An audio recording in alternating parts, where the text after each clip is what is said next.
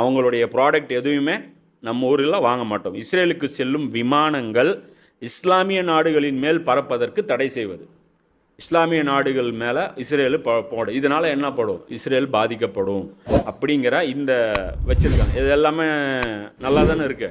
இதை வந்து பிளாக் பண்ணியிருக்காங்க. இதெல்லாம் கொண்டு வரல, இதெல்லாம் வந்துடக்கூடாதுன்னு சொல்லி ஓஐசி மீட்டிங்கில் முடிவு எடுத்திருக்காங்க. முடிவு எடுத்தது யாருன்னா, நம்பர் 1 ஹாதிமே ஹரமைன் சவுதி அரேபியா, 2வது யுனைடெட் அரப் எமிரேட்ஸ், 3வது எஜிப்து, 4வது ஜோர்டான் அந்த பக்கம் border, Morocco, Bahrain, Sudan, Mauritania, Djibouti. இத்தனை நாடுகள் அதை பிளாக் பண்ணி அந்த தீர்மானத்தை கேன்சல் பண்ணிட்டாங்க. இவங்களுக்கு அந்த வீட்டோ பவர் இருக்க மாட்டிருக்கு. இவன் தான் மெயின். சவுதி அரேபியா தானே மெயின். போர் நிறுத்தம் கூடாதுன்னு சவுதி அரேபியா சொல்லியிருக்கு. புரியுதுங்களா? இப்போ பின்னாடி என்னங்கிறாங்க மீடியாவில்,